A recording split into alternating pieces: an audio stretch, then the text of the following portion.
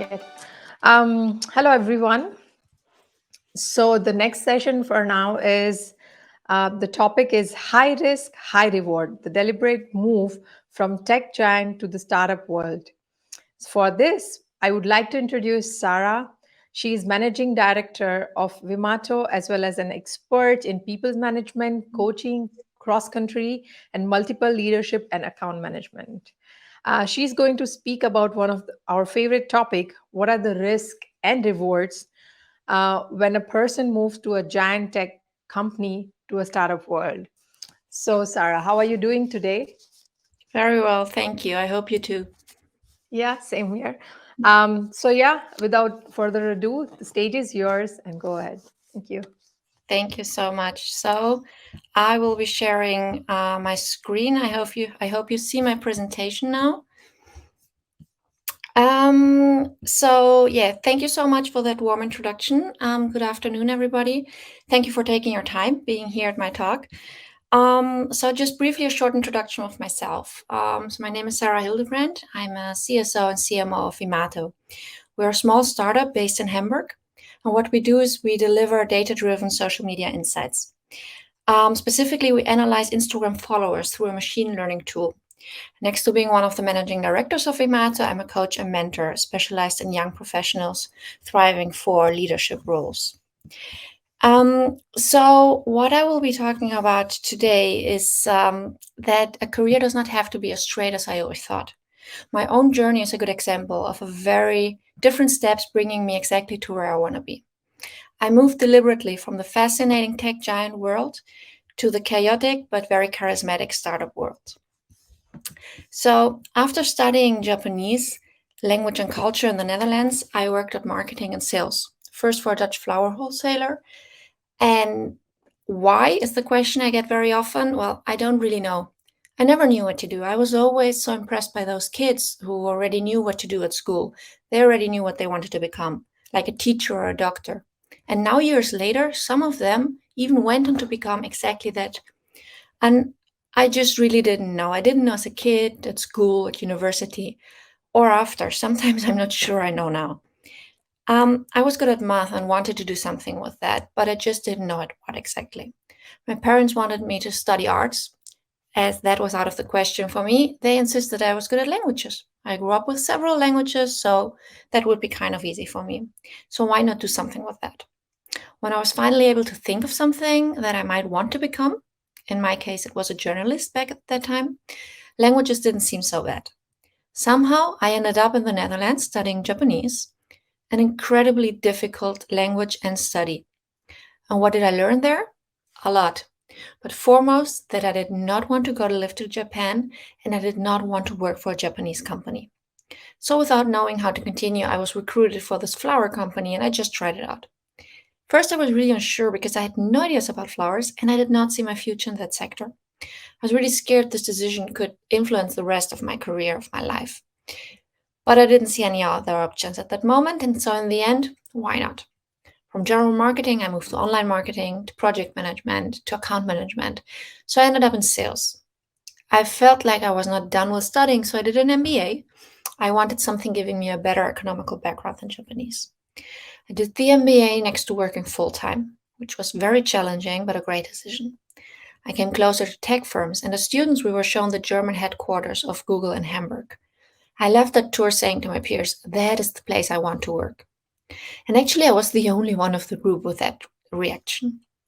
About a year later, I was so happy starting at Google as a contractor. And you know what? There are people with very diverse backgrounds. There it wasn't so exceptional to be a Japanologist. There were so interesting and diverse people. Career wise, it was actually a step back, as I had to do sales through the phone, and it was not my ideal job, but it was my ideal place to work. And I decided there must be a way to grow in that company. So soon I would be learning how to build Google Ads, helping our clients upselling, cross selling Google products. Not that much later, I became vendor manager, building up a team from 3 to 17 people in different countries. I was managing sales, marketing, and data analyst teams, and I really loved it. There are those aspects everybody knows of: great food, sports, team events, working in a hammock. I really spent my life at work. I went there at 7 in the morning to start at the gym, had breakfast with my colleagues, and then we started working. Often during my lunch break, I would do a sport class with great external trainers. During working hours, there would be barista trainings. Even if I don't like coffee, it was a lot of fun. Cooking lessons and so much more. After work, we went for drinks or had other team events. We volunteered, we had great trips, and it was so much fun.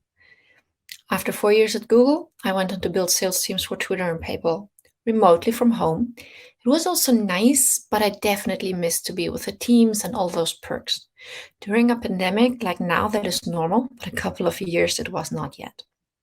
So all my friends moved between the different tech giants, from Google to Facebook to Twitter to Salesforce to LinkedIn and so forth. Everybody tells you about how much money they make, how great events their companies organize, and what great perks they have. But I have to say that something changed. I was just not attracted to this anymore. I did not want to be part of that ecosystem anymore. Some people compare it to a golden cage, where people have everything, but often they can't really enjoy it. I had a great time and I don't regret it 1 second. I would do it all over again. I think if I could go back in time, I would start immediately after university because Google is a great place to work for young people, especially. Yes, the experience at a more traditional company was valuable as well, but I would have loved enjoy I would have enjoyed very much to have that experience right away. I've learned so much there and I know it opened so many doors. And maybe I'll go back to this eventually. But I just knew I needed something completely new. I thought about becoming self-employed. I have been working as a translator since I'm a student, so that was an option. I'm also a certified coach, another good option.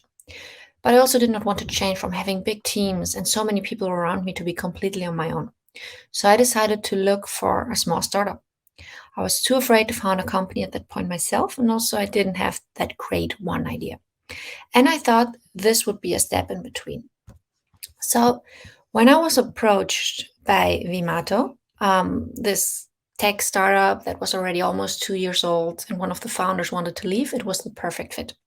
Market ready product, two smart founders taking me in like I was one of them, and a lot of flexibility. The downside? Much less money than the big companies offer. No secure job. I knew the startup needed money.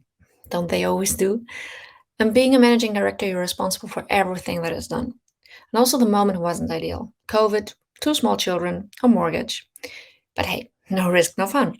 So my life changed completely. No perks anymore, no yoga or high intensity trainers, no organized trips. On the other end, no quarterly reviews and no targets. If I don't do it myself, it doesn't happen. But I learned I don't need anybody looking over my shoulders. I'm able to put myself under the necessary pressure. And also, I have all the flexibility that I want. I can go for a run at 10 if I don't have a meeting. If someone wants to get coffee, I'm usually available because I'm not in that corporate hamster wheel anymore.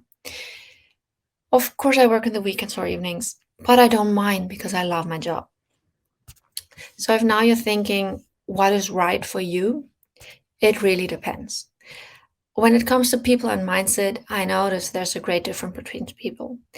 Some are happy with a regular job they can do for years and years, retire at the same company they started. Nothing wrong with that.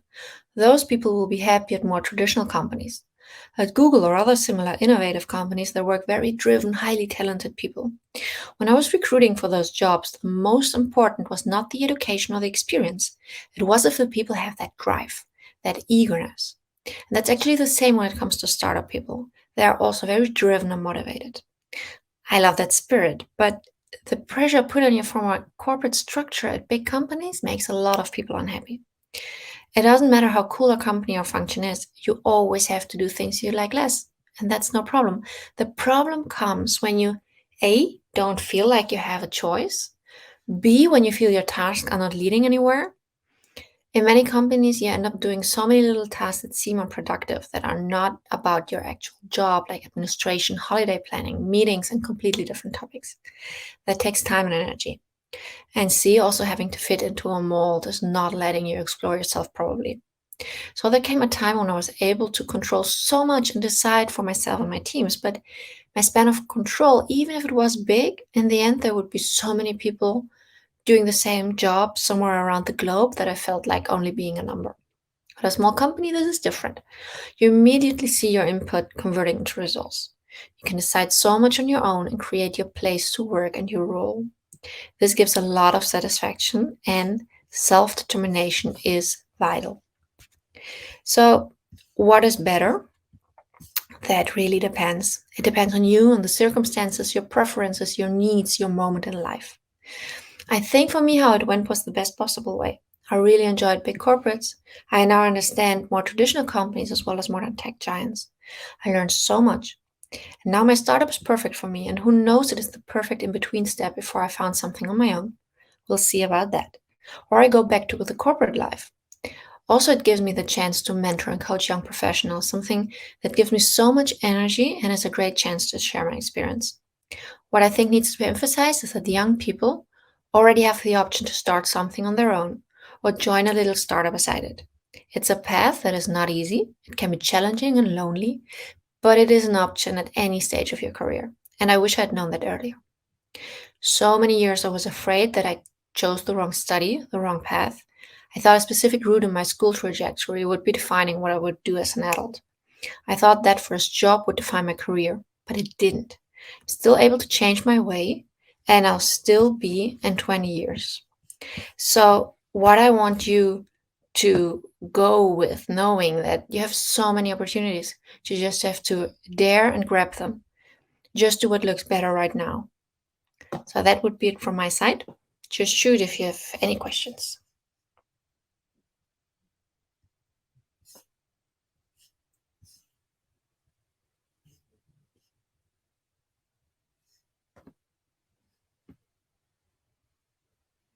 Any questions?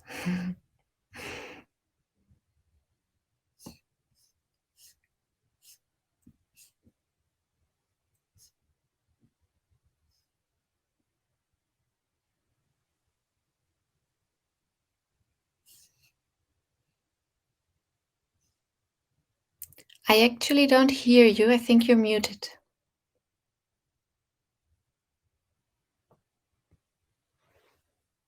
Can you hear me now? Yes. Okay. Thank you so much for the question. So the question we had is that why should a person work with a startup instead of a giant company?